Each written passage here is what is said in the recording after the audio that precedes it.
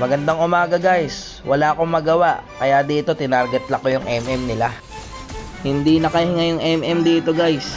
Early hanggang late game Brad, siya lang tinarget ko. Mahirap itulog to boss kahit maulan. Dito nga boss para akong CCTV, pinapanood ko siya. Naghahanap lang ako tempo dyan Brad. Patay ka ngayon bossing.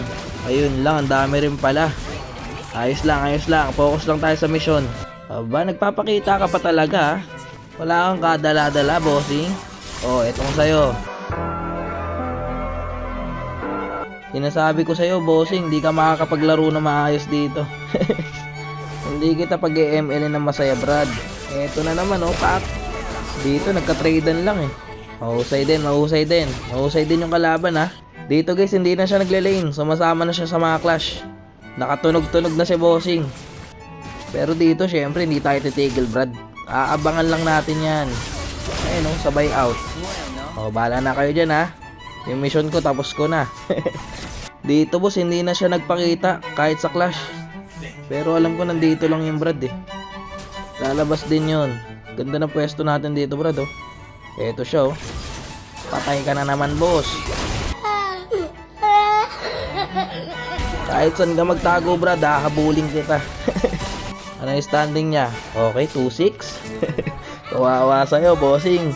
Kababuhay mo lang, Brad. Eto, patay ka ulit. Yun lang, may paramis. Tsaka rose gold. Pero dito, trip din siya ng ling eh. Walang takas si bossing. Uy, gagi. Trip tayo ng Selena, Brad. Walang iya yun, nakakarami na sa akin yun ah. Eto po, patay tayo dyan. Aba, mukhang gumugusto tong Selena, Brad ah.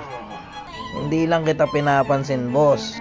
Pero dahil mapilit ka, ikaw naman pagtitripan ko, bossing. Hop, saan ka pupunta? Wala ka ng takas, bossing. Walang yan. Sakit din talaga ng paramis, guys. Popokusan ko tong Selena na to. Gumugusto to eh. Eto, patay ka ngayon. Ano, boss? Ramdam mo na ba? Lamang pala yung kalaban, guys, no? Kala ko lamang kami. Pero di bale. Yung mission natin, babaugin natin yung MM ng kalaban.